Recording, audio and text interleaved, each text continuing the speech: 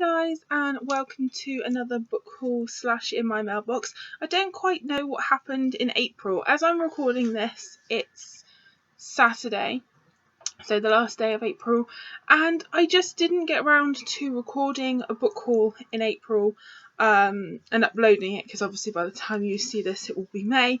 So I don't quite know what happened. I had enough books to show you guys. It just didn't materialise, so I apologise for that.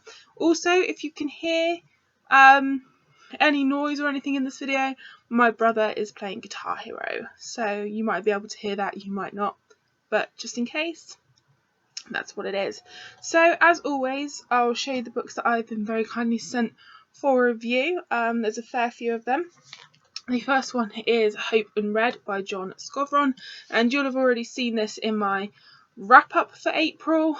I freaking love this.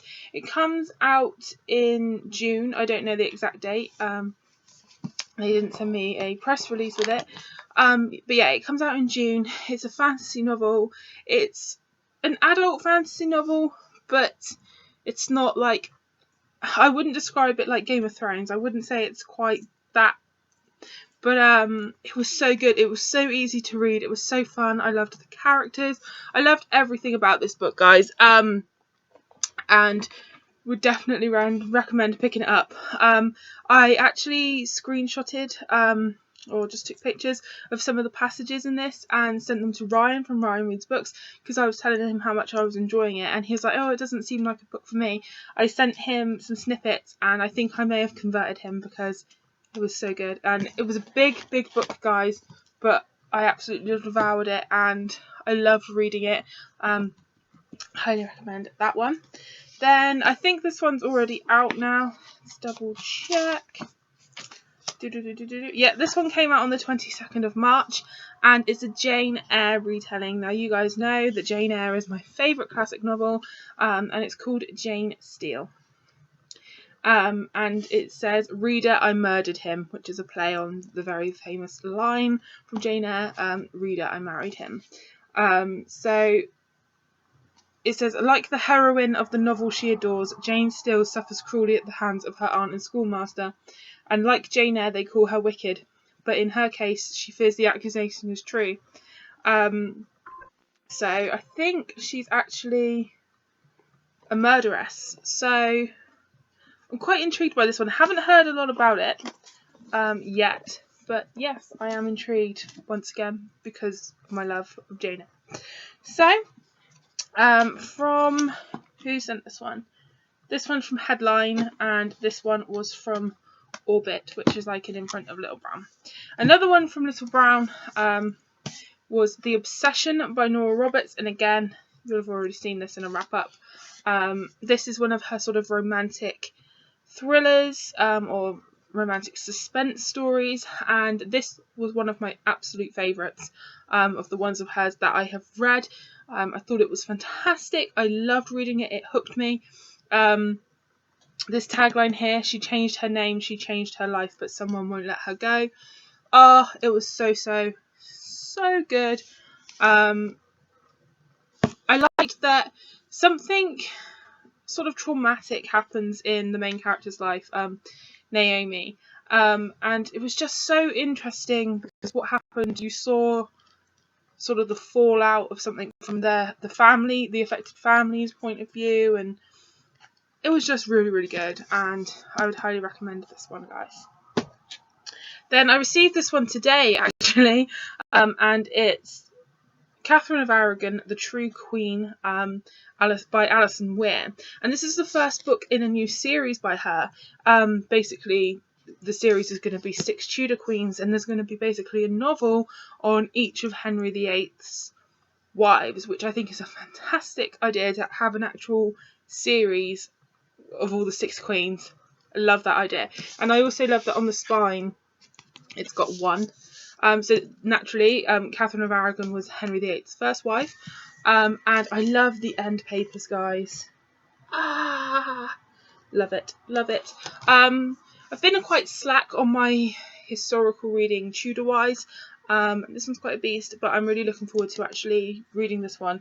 Sounds really, really, really good. And they actually sent like a little, kind of like a press release, like this. But then on the back, it's got like a message from Alison Weir, which was very interesting about how she enjoyed writing about Catherine of Aragon. It was really good.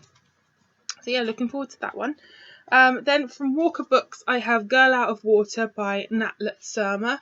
Really excited for this one because back in October I went to a Walker event, and Nat Lutzerma was there, and she did like a reading of an excerpt from this book, and I thoroughly enjoyed it. It was a really great part of the event, and it instantly put this book on my radar and made me want to read it.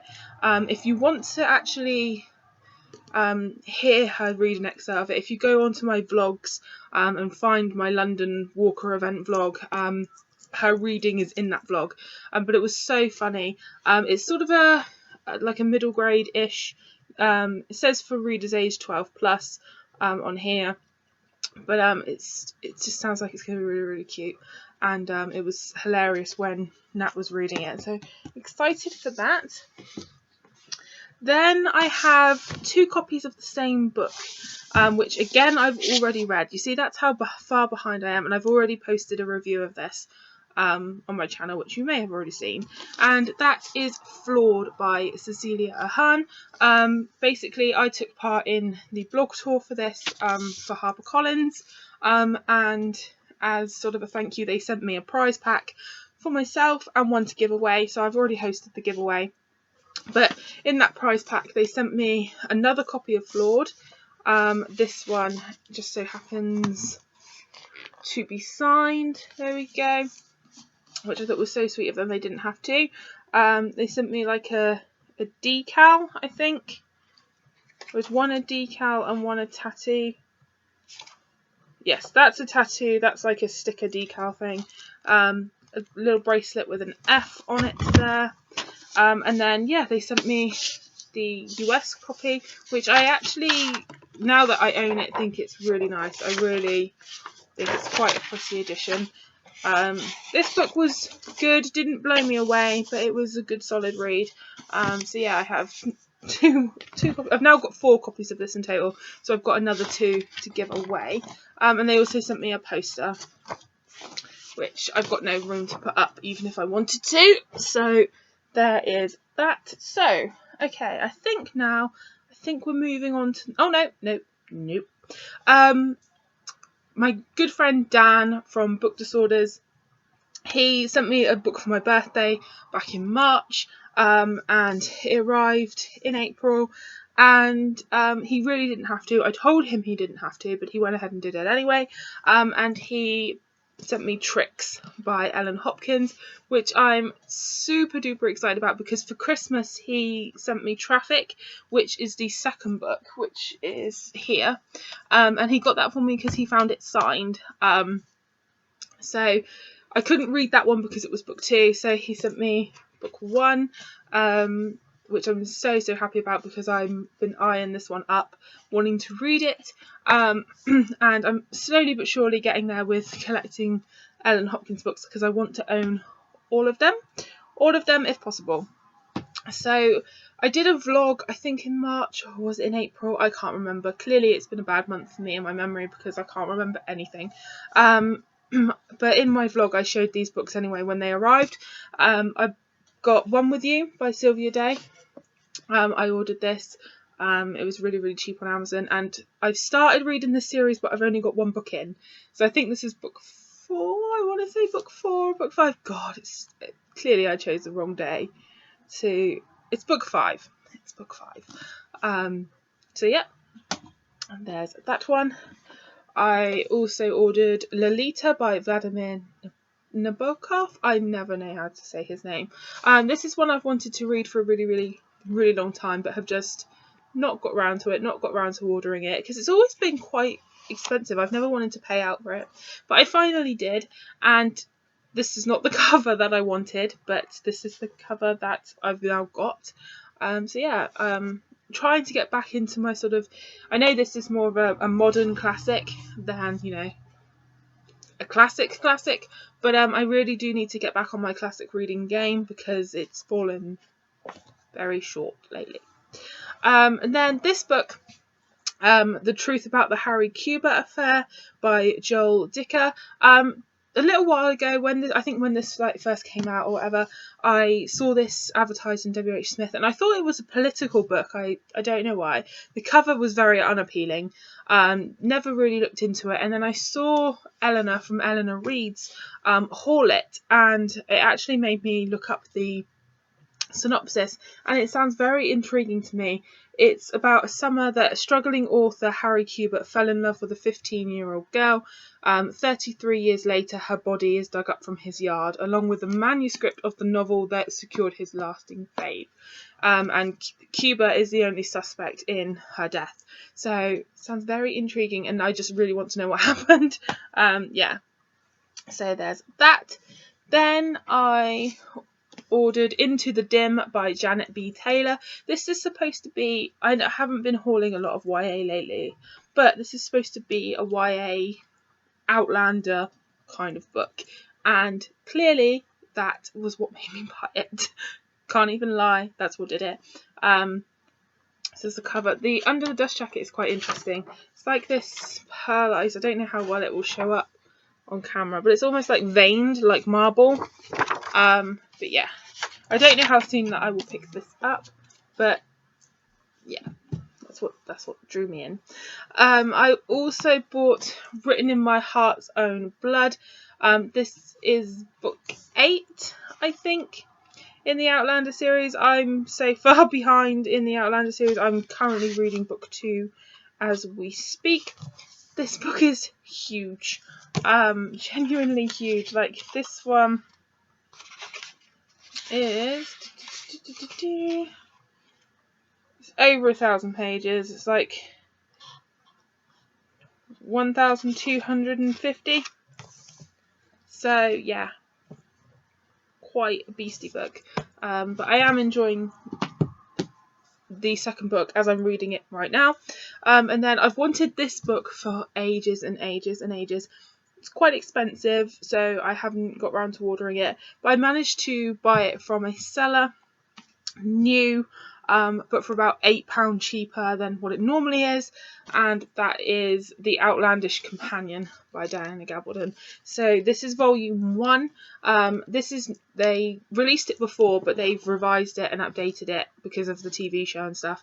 So I think it's about the first 1, 2, 3, 4. But it's basically details about the first 4 books, information about Diana Gabaldon, the TV show, like genealogies, and it's just a companion about the series. So yeah, I need to get hold of volume 2. I mean, I don't need it yet, obviously, because I haven't read that far ahead in the series, but I still need it. So yeah, that one. And then nearly there now, guys. Nearly there. I'll quickly show you. I picked up in the works, again, if you saw my vlog, you'll have seen these. I picked up 2 more colouring books, and these are actually Disney ones, which makes me really, really excited because I'm an absolute Disney freak. This one is Disney Princess Art Therapy, and they're not like really childish because they are like adult colouring books, but they're just Disney themed ones.